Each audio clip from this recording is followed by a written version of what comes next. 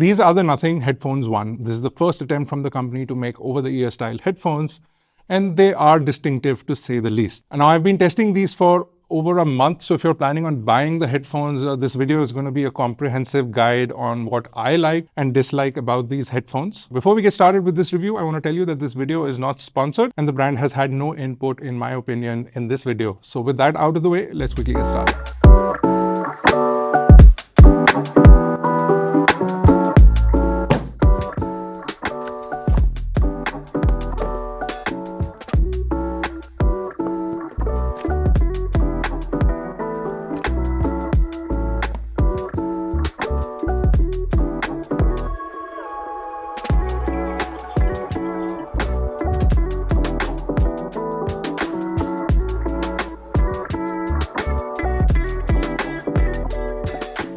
Now the headphones 1 are priced at 27,000 rupees, which I feel is quite a high price for the headphones.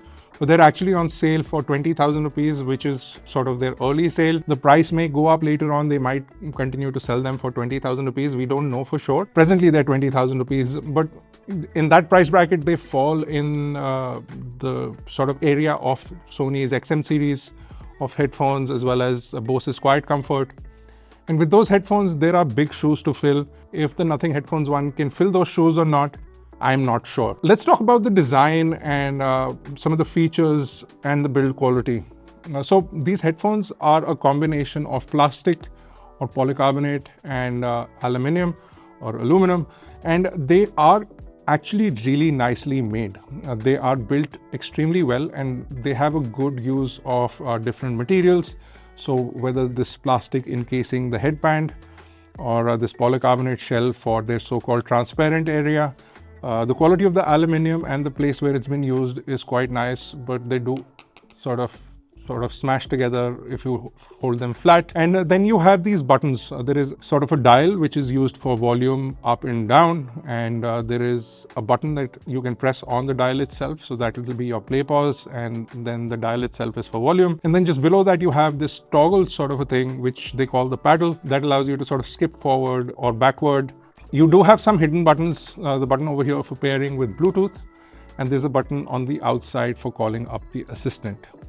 Now on the bottom you'll find the power switch, which is nicely marked with red for the power off position, and when you turn it on you do see this nice little white light which tells you that they are powered on. And then you do have a USB port along with a standard 3.5mm analog headphone jack. The headphone jack allows you to use this with basically any source that does have an analog out. So these are not only for Bluetooth, you can use them wired as well, which is a good thing. So if you're somebody who's going to be using them with your PC, this is a great thing or a feature to have. The cable is included inside the box, which is also excellent. You also do get a case which allows you to sort of fold them flat and carry them with you, which is again standard for headphones, but a nice thing to have nonetheless. So USB cable, a headphone jack cable, and a case is what you're getting with the headphones 1. Now the design is subjective. You may or may not like it. I'm not a big fan of rectangular headphones, but these do have a little bit of oval in there, so they're sort of camouflaging. They want the best of both worlds. And then you do have oval ear cups, so they're okay as far as covering the ear properly, and I have no complaints with that. The materials used are nice and soft, but I do have the problem with the fact that the materials are polyurethane, and it tends to get extremely warm after about 15 to 20 minutes of usage, which is a big disappointment considering India is one of the primary markets and they didn't think of the fact that the headphones can get really warm. You can pop these ear cups out. It is a little difficult. It requires a lot of force, but these can come out. They're a problem to replace because there are no replacements available and the company doesn't plan to make them. Hopefully third parties can make them, because fabric ear cups would be much better than whatever this is, because if you're planning on wearing them for anything more than 15 minutes, you'll be really uncomfortable because they get warm. If you sweat, you start to sweat. If you plan on wearing them to the gym, I would not recommend, because these will get full of mold in maybe a week's time if you're somebody who sweats. So that is something that I think was a major overlook as far as the design is concerned. Now let's talk about what else is on these headphones. So you have 4 microphones for noise cancellation and 2 microphones for the other aspects, so a total of 6 microphones, and you have 42 decibels of noise cancellation, which those 4 microphones are capable of achieving, and it works great. It's a good quality noise cancellation. It doesn't put any kind of pressure on your ear. And for the most part, it works well. And it's not as good as noise cancellation that you would find from a pair of Sony's XM flagships or anywhere close to what Bose is able to offer. But it's right up there, somewhere close in that region, and it's good. I would not knock it for what it's worth. It's a good quality noise cancellation. These headphones have also been tuned by KEF, so the audio experience has been designed by them. We'll talk about the audio experience in a little bit. You'll find that the KEF branding is on the headphones themselves, as well as you'll find it on the packaging and in the app also. Now, as far as the drivers are concerned, you have 40mm drivers and they're polyurethane drivers. I'm not a big fan of that aspect as well, because in this price bracket, you're getting composite materials, carbon fiber infused drivers, some titanium infused drivers as well. And those composite materials allow you to push the driver more, giving you better sound output or higher range of sound output. That sort of will play into some of the other things that I'm going to talk about these headphones. Now, as far as battery is concerned, we have a 1000 mAh battery built in, which does offer up to a claimed 80 hours of battery life. The battery takes about 2 hours to fully charge up, but in 5 minutes you can get about 2.5 hours of audio from it, but that is with noise cancellation on. So if you have ANC on, your claimed battery life is about 50% or actually less than 50%. And the battery life claims are also separated by what codec you're using. So if you're using AAC, the claimed battery life is 80 hours, but in our case, we got somewhere around the 58 to 60 hours. With the noise cancellation on, it was about 50% of that. And if you're using LDAC, then you automatically lose about 50%. So somewhere around the 50-hour mark is what you're supposed to get with ANC off. But you might see much less. The claimed battery test, we don't know what volume it was done on, what conditions it was done on. So all of those things. Plus, wearing these for a long period of time is rather uncomfortable. So doing those tests was also a little difficult. But speaking of tests, the sound quality on these is interesting to say the least. You have a good amount of bass without the bass enhancer, and yes, you do have a built-in bass enhancer in there.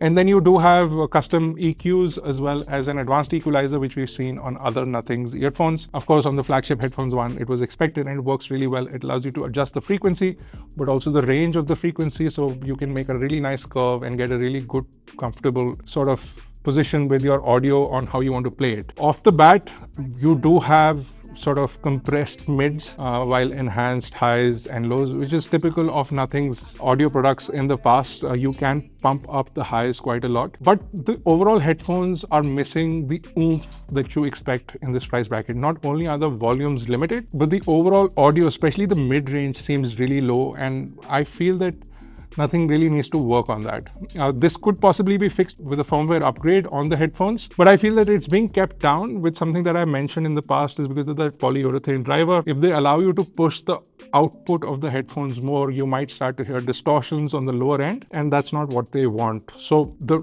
headphones seem restricted in terms of audio capability, and that is really disappointing, especially in this price bracket. You also have ear detection, which sometimes works well and sometimes doesn't. And I think, again, that's a small software fix and that can be fixed. And the headphones also do support dual device pairing. So you can pair with, say, an iPhone and a Nothing phone together if that's what you are aiming for. But it does fall under two major negatives for me, and that is, while the sound quality is full, it lacks that punch that you expect in this price bracket. And the second negative is definitely the ear pads that get really warm and uncomfortable, especially in the hot months, even indoors, even in the air conditioning, because it's completely closed off, non-breathable material. They're not the most comfortable to wear for long periods of time, and that's a little disappointing. But both of these things easily fixed. As far as the microphones are concerned, they're good and the audio pickup is nice. You do have two microphones, so one does noise cancellation while you're on a call, and it sort of cancels out the background, and the person on the other side can hear it. Here's in fact an audio sample of what the microphones on the headphones one sound like. So this is what the audio sounds like on the Nothing Headphone 1 while on a call. So what's my verdict on the headphones one? Now, while they are premium headphones and they look the part, it's an interesting design and you might like it or completely dislike it. It is different from what you've seen with some of the other brands that are available in this price bracket. What I feel is that Nothing should have sort of given us some real transparency on the headphones case. They haven't done, and they've stuck to a more sort of safe, closed off design, which is fine. That's what they've been doing with all their devices.